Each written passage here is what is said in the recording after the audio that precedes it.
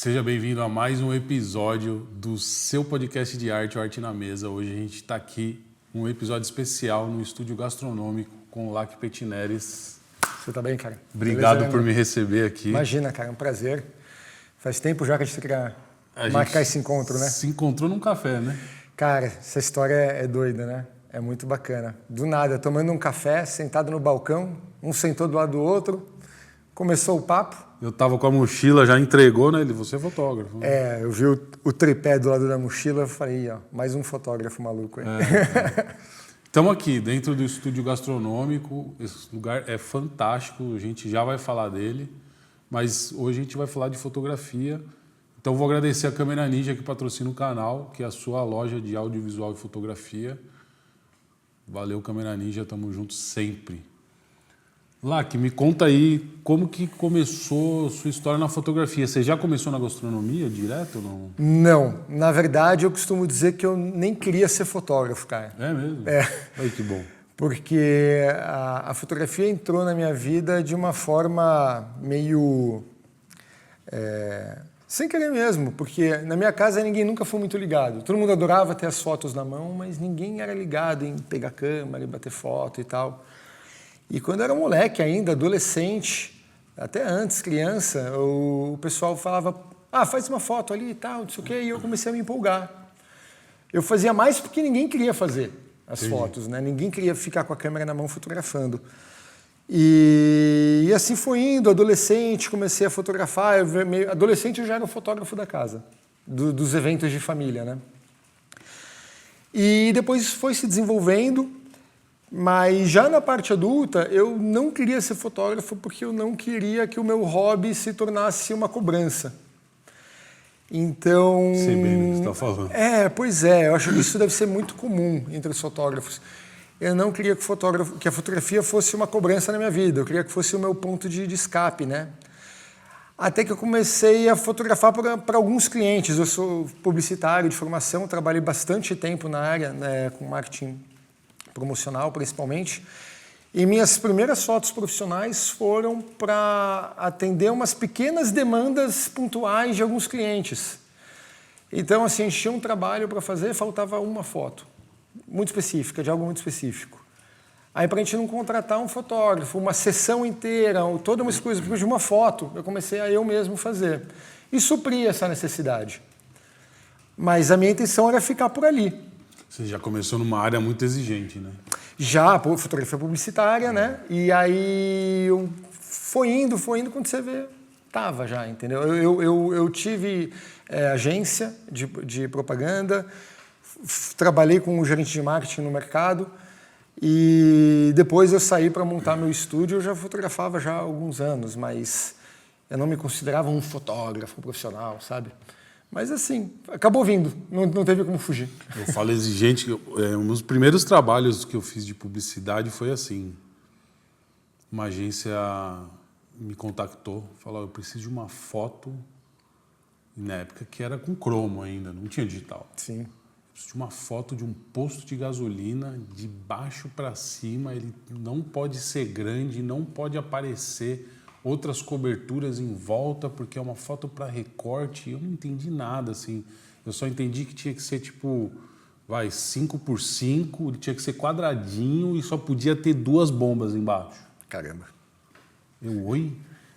Não, mas quanto que é? O cara falou o valor, era uma puta grana. Eu falei, vou fazer. Claro. E aí eu tô indo de bicicletinha, porque eu tinha que buscar o cromo, fui buscar o cromo. Na hora que eu tava passando de bicicleta para ir na estação de trem, eu vi ali o posto, cara, tudo certinho, como os caras tinham pedido. Eu falei, meu Deus. No final das contas, era uma propaganda sobre um boi Nelore, que era uma mistura aditivada. Aí os caras colocaram o tetinho do posto e as bombas. Caramba. Num campo, assim. Bem específico com também. Um boi, sabe? Nossa, velho, que loucura. Bem específico também. Publicidade é onde se aprende.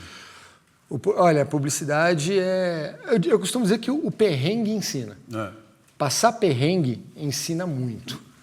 E aí a gente estava até conversando aqui agora há pouco, antes de começar a gravar, sobre situações em que a gente teve que se virar para fazer a foto acontecer, que às vezes o truque não resolve, né? Tem que realmente saber se virar. Me fala gastronomia. Como que você entra para gastronomia? Porque a gastronomia é... A gastronomia veio... Primeiro porque eu sempre gostei, sempre admirei muito os trabalhos que eu via de foto de gastronomia, eu achava sensacional. Mas há alguns anos veio muito numa necessidade de achar um segmento para focar. Tá. Por conta de concorrência e tal, eu tinha... Depois que eu trabalhei com a publicidade, eu abri um estúdio junto com um sócio, mas a princípio nós não tínhamos um segmento, um nicho específico para atuar. A gente começou atuando muito com eventos corporativos. Tá. A gente entendeu que trabalhar com empresa era uma coisa mais bacana para a gente, mas ainda assim evento é uma coisa que tinha muita concorrência até hoje. E eu falava que a gente tinha que achar um segmento, um nicho que tivesse um grau de dificuldade maior, uma coisa mais segmentada, para que a gente pudesse atuar. E a gastronomia veio como uma ideia, a gente fez alguns trabalhos como fotógrafo de gastronomia, e eu falei, poxa, eu preciso focar em alguém que manja muito disso para que eu possa aprender. E eu comecei a pesquisar quem eram os profissionais do mercado que trabalhavam com fotografia de gastronomia e que realmente eram bons para que eu mirasse neles, né? Sim. E foi assim que eu conheci a Luna Garcia, que ela é a proprietária aqui do estúdio. Ela dava aula na Escola Pan-Americana de Arte. E eu falei, vou fazer o curso com essa mulher, cara. Puta, ela é o grande destaque desse nicho, né? Então eu preciso mirar nela. E foi o que eu fiz. Me matriculei na Pan-Americana, fiz um curso com ela super bacana, daí a gente se conheceu e depois de um tempo ela me convidou para vir para cá. E ela falou, enfim, negociamos, tal, topei, ela falou, mas você vai deixar seu estúdio para vir para cá? E acho que o principal motivo de eu vir para cá foi justamente de poder executar tudo que eu tinha em mente, porque você conheceu o estúdio, você viu a estrutura. Cara, uma fazenda de criação, né? Eu falei, cara, o que eu, como artista, não consigo fazer aqui dentro? Eu consigo fazer qualquer coisa. E isso pesou muito. De foto, vídeo, o que você quiser. Aqui eu vou conseguir executar minhas ideias, cara. E aí foi um dos motivos de eu ter vindo para cá. E aí eu saí, deixei o meu estúdio, conversei com o meu sócio na época, tudo certo, ele manteve o estúdio. E eu vim para cá. E aí, então aqui vai fazer 9 anos já. 9 anos. 9 anos de estúdio gastronômico já, cara. Cara, eu vejo assim, da hora do momento que eu entrei até chegar aqui, vou falar um pouquinho do estúdio, né? Bora. Vocês têm tudo, assim. A gente até em office brincou, né? Eu falei, você não precisa alugar nada, né? Você falou, aluguei outro dia umas coisas que não eram de gastronomia, né? Eram outros acessórios. Essa estrutura dá uma tranquilidade para vocês trabalharem, né? Com certeza. Quando um cliente vem com um briefing assim, eu preciso fazer isso, isso e isso. Em média, quantas pessoas se envolvem numa produção? Olha, a gente tem uma estrutura bem bacana aqui, como você falou, de acervo, de cenografia. A gente praticamente não precisa trazer nada de fora. Se tem alguma coisa muito específica, a gente acaba até comprando para incorporar no acervo e deixar ele maior. E isso é uma característica muito forte do nosso estúdio, de ter uma estrutura muito bacana. E numa produção de foto ou de vídeo, o tamanho da equipe vai variar bastante com a complexidade dessa produção, né? Da nossa equipe, falando em um set de fotos, foi um job mais simples, vamos falar aí entre fotógrafo, produtor, food stylist, compras. Se você for incluir equipe, todo mundo que realmente se envolveu de uma forma direta, são 7, 8 pessoas. 7 pessoas. Se for um job que vai que inclui o vídeo, pode subir aí para 12 pessoas. Isso se a gente não estiver falando de financeiro, não estiver falando de motorista, não estiver falando de todo o jurídico. A nossa equipe aqui, ela está em torno de 20 pessoas hoje. 20 pessoas. Uma equipe fixa. Eu vi o cara pintando umas tábuas ali embaixo. Equipe de produção preparando o material já da próxima sessão de fotos. O cliente manda o briefing, a gente faz uma reunião com eles, acerta os detalhes e a gente entende que tem que produzir um cenário com fundo laranja, amarelo, verde. Então a gente tem todo esse material aqui, já as madeiras, as tintas, a gente vai, o pessoal está pintando agora, que você viu. Para a próxima sessão tá tudo essa cenografia pronto, certinha, cara. Quando você tem uma imagem assim, né, que o fotógrafo no estúdio desse aqui, ele chega e só faz o clique. É verdade isso, não? Depende para quem você pergunta. Eu tô brincando. Há uma brincadeira interna de que o fotógrafo só aperta o botão. Não, é legal para desmistificar para quem tá assistindo, velho. Porra, cara, não. É que assim, se você tem uma equipe mais enxuta, com certeza você vai trabalhar mais. Você vai fazer mais. Se você não tem produtor, não tem food, você vai ter que fazer tudo. Sim. Aqui, como a gente tem uma equipe muito completa, a gente tem muito bem determinado o que cada um faz. Mas eu não consigo não me envolver nos processos. Eu me envolvo muito na produção. Em todas principalmente. as áreas, assim? Principalmente da pré-produção para frente. Então, na pré-produção, que é onde o pessoal de compras vê tudo que precisa ser comprado, se não falta nada, aí eles me consultam se é alguma coisa mais específica da parte de foto. O pessoal de produção a gente conversa bastante sobre escolha de peças e tal, para deixar já tudo separado 1 dia antes, 2 dias antes. Mas principalmente durante a sessão eu me envolvo demais. Assim. Para alguns produtores eu posso até ser chato. Não é o cara que vai chegar e só dar o clique, né? Não, eu não sou o cara que só vai dar o clique, eu gosto de me envolver. Eu uso minha experiência até para falar da parte da comida mesmo. Sim. Porque eu não sou o especialista que vai preparar, mas eu tenho a visão de como aquilo vai se comportar. Consumidor, né? E como aquilo vai se comportar na foto e no vídeo. Então, às vezes eu também opino, eu tenho... na verdade, no final, o fotógrafo e o diretor de vídeo aqui no estúdio, eles têm a responsabilidade sobre o todo. Então, por mais que a gente tenha um especialista, e nós temos especialistas incríveis aqui na parte de gastronomia e na parte de produção, se no final alguma coisa não estiver legal, tem uma cabeça que vai ser responsabilizada, que é o diretor de vídeo e o fotógrafo. Então eu me envolvo, né? Eu acabo me envolvendo em tudo. Porque ali tem uma pessoa que vai editar a foto, ou é você que edita? Não, nós temos um tratador. Um tratador. Eu faço um pré-tratamento, porque às vezes eu preciso dar ali a cara mais ou menos que aquilo vai ter, de luz, de cores, saturação, equilíbrio e tal, white balance. Então eu faço um pré-tratamento e aí depois vai para um tratador, que vai para coisas mais... às vezes pesadas, né? Para deixar, às vezes, mais plástica a imagem. Vai depender muito do cliente. Tem cliente que quer um tratamento mais pesado, mais plástico, tem outros que querem uma coisa mais natural. Mas os fotógrafos aqui do estúdio sempre fazem um pré-tratamento e depois vai para um tratador que dá o tapa geral. Eu não consigo me ver, mexendo nas minhas fotos mais hoje. Não tem como. Não tem como. Eu mexo. Essa é a parte que eu também meto. As minhas fotos, elas vão todas pré-tratadas e tal. Mas a gente tem um baita de um tratador aqui que ele vai se certificar de que tudo vai estar num padrão de qualidade do estúdio, porque afinal o especialista desse ponto específico é ele. Eu falei, temos especialistas aqui em todas as áreas. Todas as áreas. Então ele que vai se certificar de que vai estar tudo dentro de um padrão de qualidade. Acontece de um contratante vir querer ver o estúdio antes de fechar negócio? Sempre. É mesmo? Sempre. Às vezes, o que é muito bom. Porque como a gente tem uma estrutura bacana, isso ajuda o cliente modéstia à parte, ele se impressiona, né? Ele fala, putz, vou fechar com eles. Não, eu queria virar cliente de vocês. Fica à vontade. Vou criar um produto só para vir fotografar aqui. Eu brinco que a gente tem que a gente faz uma armadilha com o cliente quando o cliente contrata, mas ele quer fazer na empresa dele. Eu quero fazer as fotos com vocês, mas quero fazer aqui na minha área. Não tem problema, a gente faz até aí. Vem aqui tomar um café para a gente bater um papo. Acabou. Aí uma vez que ele entra aqui, ele se convence a fazer aqui.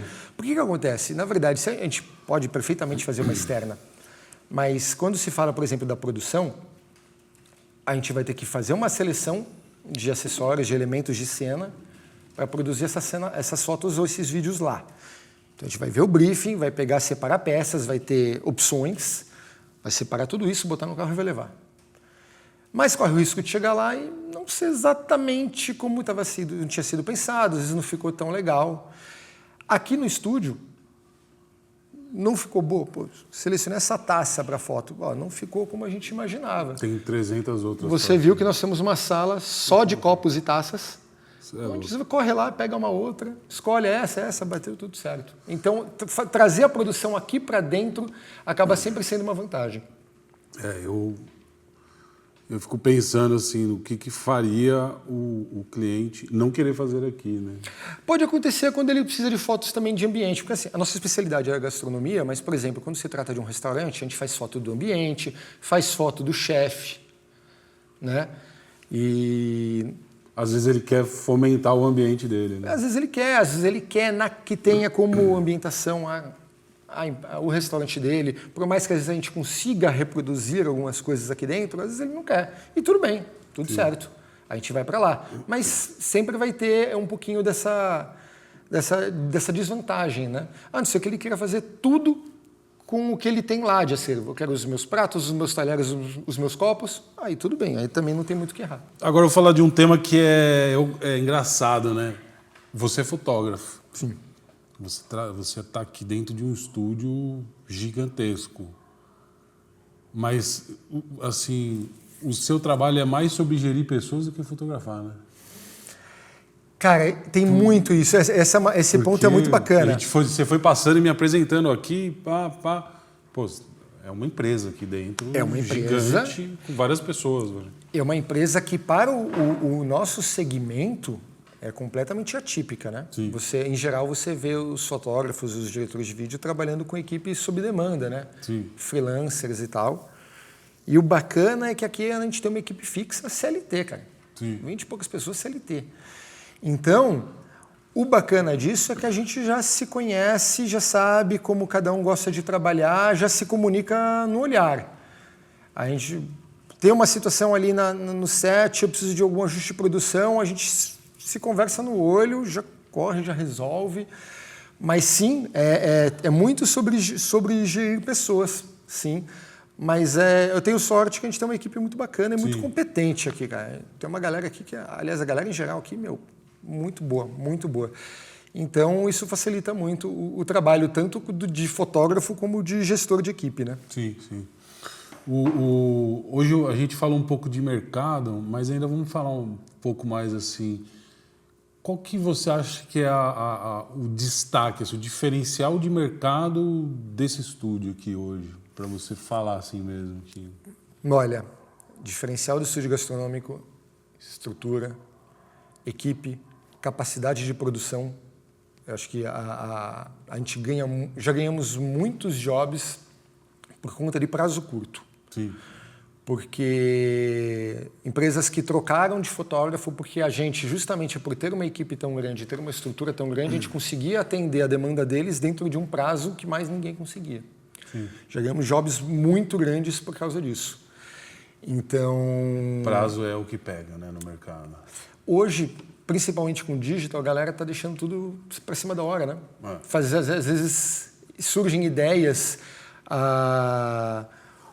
as trends agora, exemplo, estamos agora, não sei quando isso vai passar, mas estamos na época agora, acabamos de passar o boom do morango do amor. Nossa Senhora.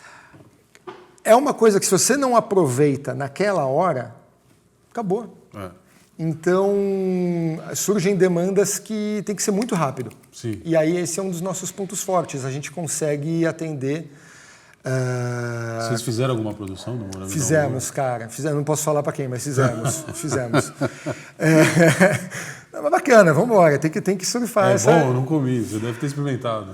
Cara, é doce demais. É doce. Mas você deve imaginar morango, brigadeiro branco e aquela cobertura que é típica da maçã do amor. Nossa, que é açúcar puro. É É gostoso? Mas, muito doce. Mas não dá para comer muito, não, cara. Mas, então, além disso, a gente tem diferencial que a gente falou até agora, de estrutura. Então, o pessoal chega aqui com uma ideia de composição de cena. Quando ele chega aqui e vê a variedade que a gente tem de elementos de cena, aí a pessoa se empolga. Fala, não, vamos acrescentar isso, vamos mudar isso e tal, tal, tal, tal. E quando ele vê, dá para chegar numa situação super realista, como se ele estivesse realmente simulando a casa de uma pessoa, consumindo, fazendo uma situação de consumo super realista. Já simulamos aqui casa de fazenda, ambientes abertos, piquenique. A gente consegue simular várias situações aqui dentro. Então, isso meio que abre a cabeça dos clientes, assim, sabe? E aí eles acabam se empolgando, né? Sim. E isso acaba se tornando um dos nossos atrativos. Mas isso, equipe, estrutura, agilidade, qualidade de trabalho, aí quem sou eu para falar, mas Sim. é o feedback que a gente tem. E como nós somos em 3 fotógrafos aqui no estúdio, somos eu, a Luna Garcia, que é a proprietária do estúdio, e o Evandro, Tá. nós conseguimos trabalhar linguagens muito semelhantes. A gente vê muitos fotógrafos que fazem questão de trabalhar uma linguagem própria. Tá. Só que quando você trabalha com indústria, você não pode trabalhar a linguagem do fotógrafo. Tem que ser a linguagem do cliente. Né? Vamos supor, uma indústria de laticínios. Ela não pode mudar de fotógrafo e mudar de cara. Aqui o bacana é que se você pegar qualquer um dos 3 fotógrafos e fizer um job com cada um, você não sabe quem foi que fez. Porque a cara é do cliente, não é nossa. Você respondeu a pergunta que estava aqui na minha manga. Aí, ó. É porque, assim, o fotógrafo, ele às vezes, ele se ilude achando que, vou colocar minha fotografia artística. E não, né? Na indústria, principalmente. Na indústria é difícil. Na indústria é difícil. Eu sou apaixonado pelo editorial. Revistas, livros, porque ali sim a gente consegue botar um pouco mais essa questão artística. Sim. Se você quiser focar só nisso, aí sim você pode trabalhar mais as suas características e tal. E eu acho que é por isso que eu gosto tanto, que é o momento em que eu posso fazer isso. Sim.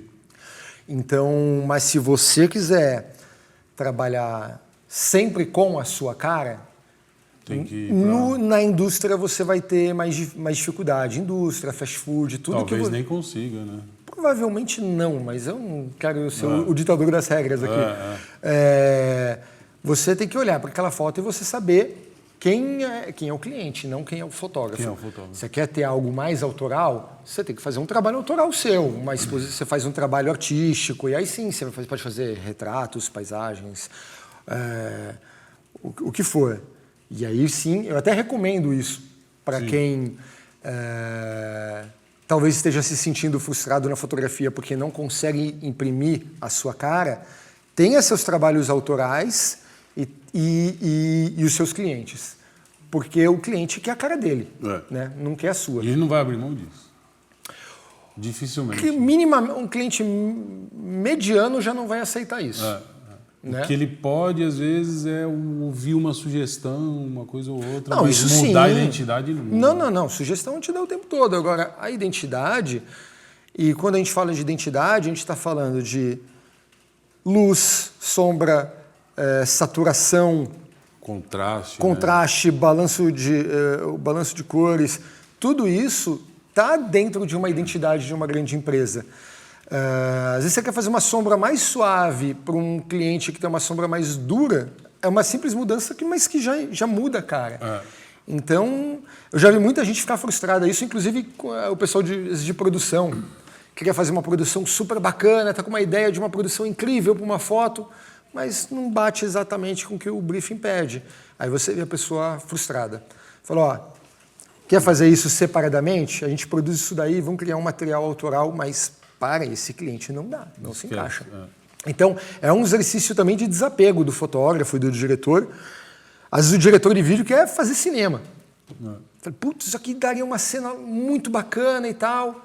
Pô, mas não se encaixa. Então, fala, guarda isso aí, guarda. A gente faz isso numa outra situação. Ou, às vezes, até guarda essa ideia para um outro cliente que se encaixe. Sim. Ou usa de portfólio, né? Usa de portfólio. Mas é isso, é um desapego artístico muito grande. Você viu, hoje a gente até conversou sobre isso lá embaixo, eu acho legal trazer isso, né? Claro. O mercado está mudando, né? Então, sempre. A gente vê que os influencers, eles tomaram uma fatia dos fotógrafos em todos os nichos, vamos dizer assim. Sim. Isso aconteceu na gastronomia também? Sem dúvida, sem dúvida. Inclusive, hoje, a coisa mais comum é você é fotógrafo de gastronomia? Você pega o celular, vai no restaurante, acha que eu sou aqueles influencers. Não sou, mas tem mercado para todo mundo, Sim. mas pegou uma fatia muito grande. Eu falo principalmente como o Instagram, que ainda é uma grande referência para a gente. Se você pega, por exemplo, os stories do Instagram, tem muitas empresas que hoje em dia basicamente só repostam. Eles pegam esse conteúdo produzido que a gente faz e usam no feed ali e tal, mas aquele conteúdo de validade rápida, de giros, os stories principalmente, tem muita empresa que praticamente só reposta. Então, assim, era material nosso que poderia estar lá e não está, mas está no resto. Então, na verdade, assim, a gente acaba perdendo um pouco, mas eles acabam ganhando muito, né? Então, assim, eu diria que mais surgiu novos espaços para quem trabalha dessa forma do que a gente perder espaço. São coisas diferentes. Eu não posso comparar a produção que você viu aqui, dessa equipe toda, de todo esse profissionalismo, com o material que alguém pegou, foi no restaurante, fez o celular, assim, simplesmente tirou uma foto da mesa. São coisas diferentes. Sim. E tem mercado para os dois, cara. Isso é legal pra caramba. Tem utilidade para todos esses materiais ainda. Eu costumo dizer que são até materiais diferentes. Assim, são bem diferentes. Porque você faz, às vezes você faz a foto da embalagem. Faço também, aqui no estúdio. E o cara que está lá com o celular, ele está filmando, abrindo a embalagem. Exatamente. Então, são materiais totalmente diferentes. São complementares. Eu acho que no começo surgiu muito de um preconceito e um medo por parte dos fotógrafos. E, putz, e agora? O cara vai fazer tudo com o celular, vai roubar nosso espaço. Eu acho que surgiram novos espaços. Sim. Tem espaço para todo mundo, o que você falou. Inclusive, a minha imagem está na imagem deles a partir do momento que ele faz um unboxing, por exemplo. A verdade é que é diferente a gente assimilar tudo isso com tecnologias que na época eram muito novas, né? Quando surgiu, por exemplo, o Instagram e tal, a forma de utilização dessas imagens, né? Como as pessoas hoje têm medo da IA. Tem que ter medo. Tem que ter medo. A IA vai tomar ainda mais espaço do que, por exemplo... Eu queria falar disso, mas fala o que você está pensando. Mas tem que saber usar isso a seu favor. É uma coisa que a gente não pode ter medo, a gente só não pode ignorar. A gente não pode ignorar a IA, porque se você ignorar, aí sim você está lascado. Aí você está perdido. Está perdido. Você tem que usar isso a seu favor. Cara, eu queria tocar nesse ponto. Né? Em todos os episódios eu falo com MC, com escritor, eu sempre falo de IA porque, cara, ela tá aí. Na sociedade. Todas as áreas, cara. A gente foi bastante beneficiado, né? Com Photoshop, eu não sei se você usa o Photoshop e Lightroom. Usamos Photoshop, Lightroom, usamos o pacote Adobe aí. Fomos beneficiados. Inclusive de uma forma muito bacana, porque isso ajudou muito, por exemplo, a forma que a IA mais está na nossa rotina hoje são nos briefings dos clientes, que eles fazem uma imagem por IA para ilustrar para a gente o que eles querem, só que eles não conseguem chegar no que eles realmente precisam.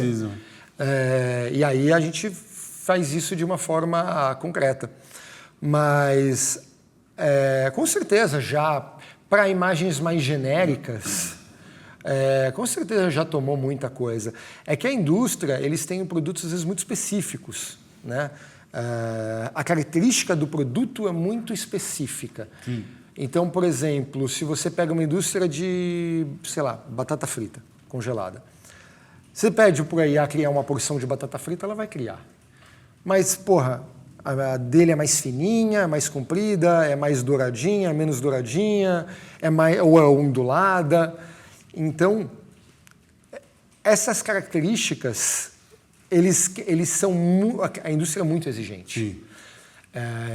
Às vezes mesmo de você pegar de um concorrente e falar, não, o meu é um pouquinho mais claro, um pouquinho mais escuro, um pouquinho mais comprido. Tem mais textura. Mais textura. Então, a indústria ela é muito exigente nisso. Eu acho que é por isso que a gente não perdeu mais. Mas eu digo também, a IA, a gente Cara, eu fiz uma foto no centro ontem, sábado, e eu abri ali no Photoshop e aí eu consegui mudar só o céu, só o chão. E alguns trabalhos que eu fiz também de gastronomia, os recortes, cara, você seleciona... A gente foi beneficiado em tempo de produção. Sem dúvida alguma, sem dúvida alguma. E também nas possibilidades, que, por exemplo, o que eu costumo dizer é, aqui a gente não abre mão da nossa equipe de produção, de food styling, nós somos fechados nesse sentido, mas, por exemplo, eu quero, vamos supor essa mesa aqui que nós estamos, onde o cliente é esse panetone aqui. Temos uma cena produzida, ó, copos, panetone, tal, tal, tal. Isso aqui é a minha equipe que vai fazer. Mas o meu cliente hoje ele vai ter opções porque o meu fundo não precisava ser essa cozinha. Sim. Pô, eu quero fazer esse prato com esse panetone, essas peças, só que eu quero no meio do deserto do Saara. É aí que a IA está entrando para a gente. Tá. Entendeu? Ou quero pessoas no fundo. A gente pode fazer, obviamente, isso. Sim. Mas a gente também pode usar a IA. Então, a IA, hoje, para a gente, nas nossas produções, elas entram muito na possibilidade de expandir as possibilidades, né? Sim. Entrou muito dessa forma na nossa rotina. E também tratamento, agilizou bastante, recorte, esse tipo de coisa. Agilizou muito. Muito. Mas o que eu mais vejo como de interessante para a gente na IA é aumentar as possibilidades. Né? Então, o cara ele quer o panetone dele, a textura dele, com a quantidade de recheio dele. E isso a IA... Nenhum outro vai ter, né? E para você, talvez você até chegue nessa precisão com a IA, mas você vai levar tanto tempo lapidando esse prompt para chegar naquilo que, porra, pelo amor de Deus, vão contratar um fotógrafo que ele faz com o meu produto e está tudo certo. Sim, claro. As empresas, senão elas vão ter que contratar pessoas, vão ter pessoas dentro das empresas pagando ali um salário para elas ficarem horas fazendo um prompt para uma foto que talvez eu fizesse ali em alguns minutos. E que talvez não fique tão... Obviamente que eu estou falando do nosso cenário atual, no dia de hoje. Talvez daqui a um mês a coisa mude. Tudo mude. E vai mudar. Mas eu acho que é por isso que é importante a gente estar atualizado e trazendo isso para dentro. Sim. A gente não pode ignorar. Eu não temo, como fotógrafo, perder o trabalho por causa da IA.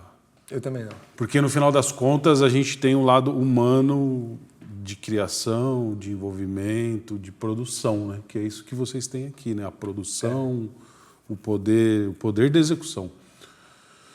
Cara, eu não poderia passar esse episódio sem falar de equipamento, né? Bora. Você viu toda a evolução, né, do equipamento, né? Olha, cara, Você começou no analógico? Você começou no analógico? Não profissionalmente. Eu comecei profissionalmente já no digital. Mas cliquei muito com o analógico, porque comecei criança, né, cara? Então é legal, porque desde moleque eu já sabia ali colocar filme, ajustar tudo bonitinho. Eu fiz faculdade de propaganda e marketing, tive as aulas de revelação e ampliação na sala escura. Isso fez diferença para o profissional que você é hoje? Pra caramba, cara. Eu acho que sim. Aliás, a minha bagagem de outras áreas me ajudou demais, porque quase tudo que eu faço, a maior parte é fotografia publicitária. Eu vim dessa área da publicidade. Então, isso me ajudou a criar fotos vendedoras, porque eu trago para a fotografia todos os parâmetros, os critérios e as ideias que eu tinha quando eu fazia publicidade. Sim. Então, eu tento resumir tudo isso numa foto e quando eu finalizo a foto, eu olho e eu penso, essa foto vai vender? Porque o único propósito de uma indústria fazer uma foto comigo é vender. É vender. Então, eu preciso ter certeza de que aquela foto ela é uma foto vendedora e eu utilizo toda essa minha bagagem para desenvolver isso. Mas eu peguei vamos dizer que eu peguei toda a parte digital profissionalmente, sim, toda a evolução do digital eu peguei desde as primeiras fotos para trabalho, eu usava as câmeras da Sony, a Mavica, lembra? Nossa. A Mavica, para quem tem um pouquinho menos de idade, não lembra, era uma câmera da Sony que você inseria um disquete dentro. Não era um cartão de memória, era um disquete de 3,5. Então as primeiras fotos de trabalho eu fiz com uma Mavica. Caraca. E aí eu peguei toda a evolução das Cybershots, até as linhas portáteis da Canon, que hoje a gente só trabalha com Canon. Inclusive o estúdio gastronômico é parceiro da Canon e da Canon College. Então tudo que a gente tem aqui é basicamente a Canon. E peguei toda essa evolução, cara. Sim, sim. E agora, assim, vídeo vocês produzem faz tempo ou não? Vídeo, sim, mas ele não está desde o início. Tá. O estúdio começou com um estúdio exclusivo de fotografia, né? Mas com o passar do tempo a gente foi entendendo que o vídeo era extremamente necessário. Hoje a gente tem uma equipe só de vídeo, de direção, câmera, edição, tudo interno. É o que mais evolui hoje, né? Entre fotografia e vídeo é o vídeo, não é? Estou falando besteira. Não, em que sentido? sentido? Pode falar. Não, imagina, cara. No sentido que é de equipamento, você fala? De equipamento e de Sim, porque é qualidade. Que é o que mais requer, né? Se você pega uma câmera fotográfica digital para fazer foto, para você usar no Instagram, você não requer uma coisa tão grande, assim, uma evolução tão grande. Faz, As linhas intermediárias da Canon fazem tranquilamente. Agora, para vídeo, onde você tem cada vez mais necessidade de um slow motion maior, uma taxa de frames por segundo maior, e equipamentos que segurem a onda, que não aqueçam tanto e tal, não sei o quê, e que tenha uma qualidade de imagem maior, porque às vezes essa imagem vai para o Instagram, mas às vezes vai para o cinema. Vocês fazem muito color grading aqui? Sim. Filme em log? A gente faz. A equipe de tratamento pode falar com certeza muito melhor, mas eles fazem tudo certinho. O log, a gravação do log correto e tal, para depois fazer essa coloração na edição, né? Isso é uma loucura, né, cara? Cara, por isso que eu não me meto, bicho. Deixa para os profissionais. Eu faço direção de vídeo, mas eu não me meto em edição porque tem gente muito boa para fazer isso. Sim. Não precisa de mim, não. E os caras transformam um negócio no que você falou, né? Sim. Um arquivo de cinema, né? Sim, sim. Semana passada a gente fez uma campanha, ainda não saiu, então não posso falar para quem que é, mas que vai para as telas de cinema, vai entrar antes nos trailers. Que legal. Vai entrar uma campanha de uma indústria de alimentos super bacana, uma indústria de massas. E foi um trabalho incrível, incrível. Mas sim, então isso requer um equipamento diferenciado, né? Ainda esse setor tem muito disso, né? Você faz o trabalho e você não pode postar um stories. Tem. Se postar o stories, você perde o cliente, dependendo do contrato. Inclusive, a equipe toda aqui é bem orientada nesse sentido. A gente pode fazer a captação ali de um backstage, cenas do nosso trabalho e tal, mas se mostrar o produto, a gente só pode soltar isso depois que a mídia, que a campanha do cliente tiver sido lançada. Isso é muito sério, né? Isso é extremamente sério, extremamente sério. E a gente tem critérios aqui muito rigorosos, não só por causa disso, porque como a gente atende a indústria de alimentos a gente acaba atendendo vários clientes de um mesmo segmento. Sim. Então, vou dar um exemplo aqui, como eu falei, massas. Temos mais de um cliente de massas. Então, a gente tem um critério muito grande sobre sigilo e sobre os briefings, sobre não misturar as coisas. A gente não pode misturar ideias de um briefing para o outro, aproveitar ideias, aproveitar a produção, aproveitar nada. A gente tem processos aqui dentro muito rigorosos para que qualquer cliente de um segmento possa vir fazer um trabalho com a gente sigilo industrial, sem se preocupar que outro concorrente dele, do mesmo segmento, venha e faça trabalho com a gente. Beneficiado com a ideia que ele trouxe. Então, cara, extremamente rigorosos, inclusive isso na hora de captar. A gente toma cuidado. Fez aqui um videozinho de backstage, vamos segurar, porque amanhã tem a foto do outro, então não vamos soltar nada ainda. Então, isso é fantástico. Cara, aqui é tudo, justamente por ter uma equipe fixa, a gente tem tudo isso registrado, é contratual. Sim. Então a gente tem A gente toma todo cuidado para que não haja nenhum problema. Eu estava até comentando com você, é engraçado que parece que as coisas vêm em ondas, né? De um mesmo segmento. Já a gente teve a onda onde que as empresas de sorvete estavam procurando a gente. E a gente atendia ali 3, 4 empresas de sorvete. Aí teve a onda do pão. Toda a indústria da panificação estava com a gente. 4, 5 empresas de pão. Agora a gente está num momento que a gente tem empresas de suplementação, que é uma coisa que está muito em alta. Muito. Então, assim, esses critérios, esse rigor que a gente tem e que o cliente percebe, deixa eles tranquilos para vir aqui sabendo que no dia seguinte vai ter do concorrente, mas não tem problema nenhum. Você falou uma coisa agora que me veio uma pergunta na cabeça. Recorrência. Vocês se preocupam com recorrência? Cara, a recorrência para a gente é o principal. Isso em qualquer mercado. Você gasta muito mais dinheiro tentando trazer um cliente novo do que tentando fazer aquele cliente voltar. Sim. Então a gente se preocupa muito com isso e tenta fazer de tudo para, inclusive, fechar contratos de ano. Sim. Pacotes de contrato, de sessões. Sim. A gente trabalha muito nisso e tenta melhorar sempre o preço para que ele possa fechar um pacote para que você não tenha que todo mês ficar correndo atrás de cliente. É uma loucura, né? Então nós temos clientes que têm pacote mensal. Fecha contrato de 1 ano, tem 1, 2 sessões por mês. E aí vai indo, vai renovando esse contrato. Tem gente que está com a gente há 5, 6 anos. Caramba. Fazendo fotos todos os meses, cara. Foto e vídeo. Isso para a gente, para quem é o empresário,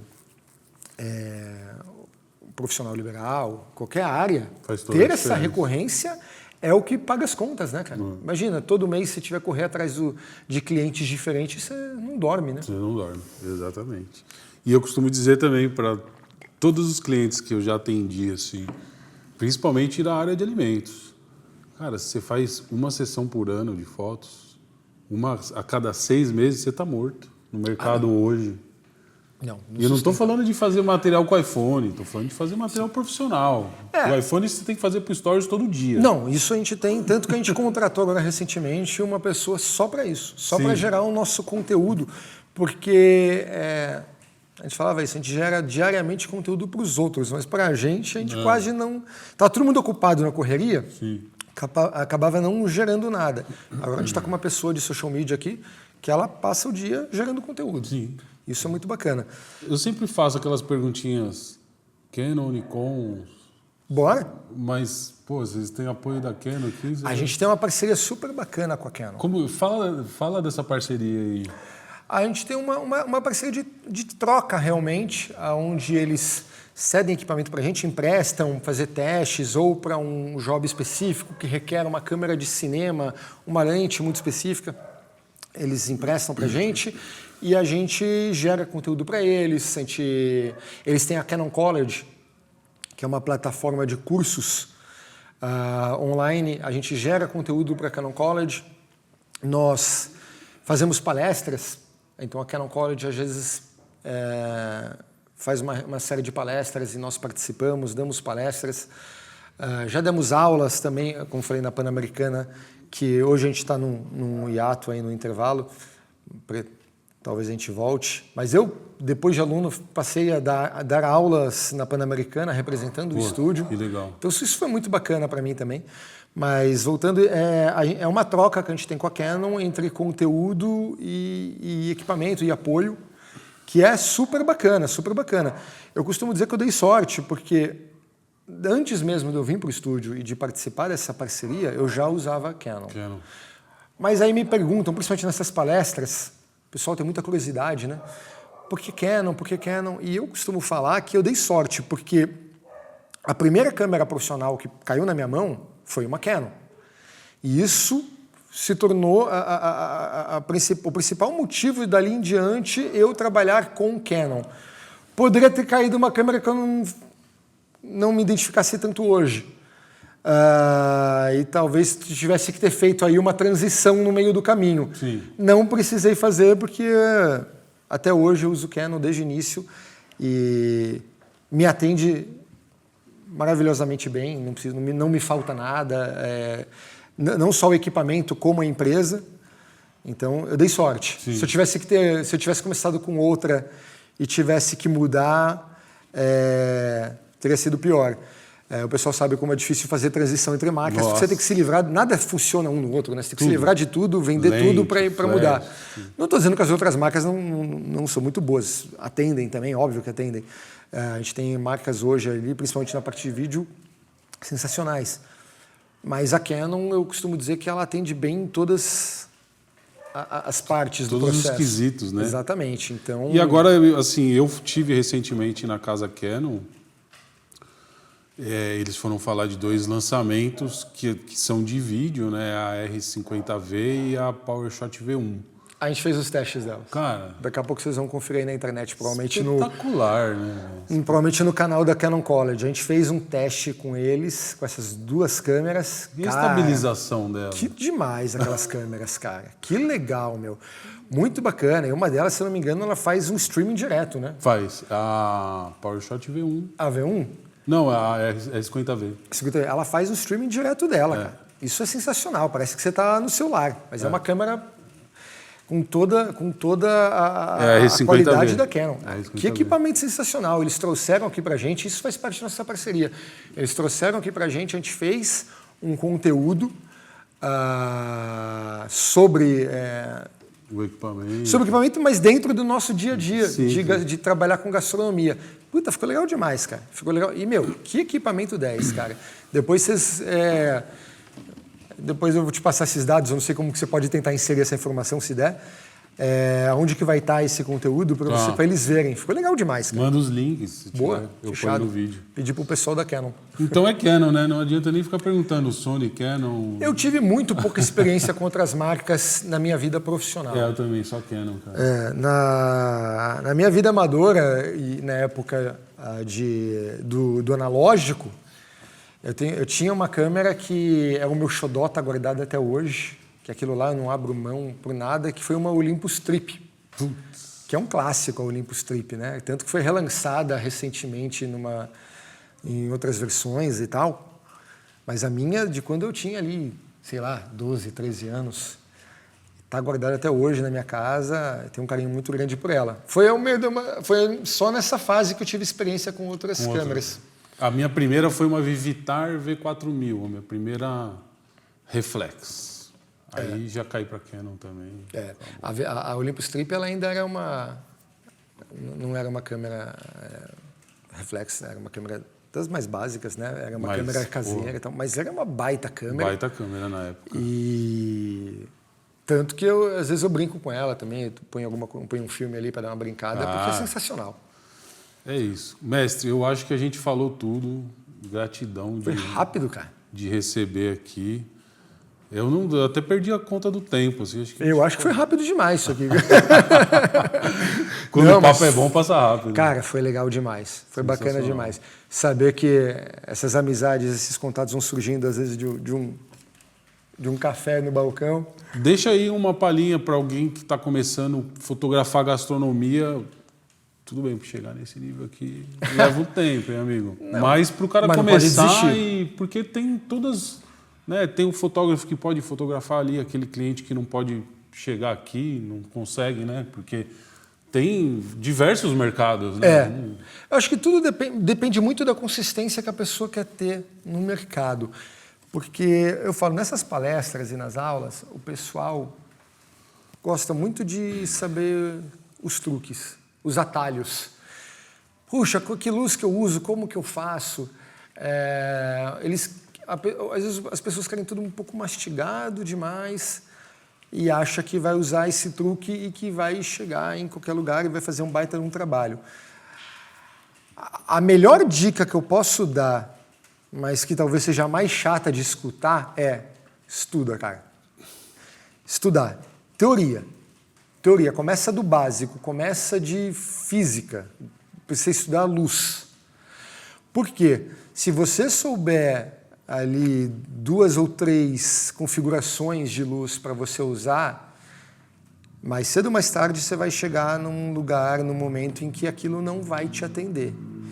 E se você não souber o básico de teoria para solucionar aquele problema, você não vai fazer um bom trabalho. Então, eu sou fotógrafo com luz natural. Beleza, mas você vai ter uma série de limitações. Eu sou fotógrafo com luz contínua.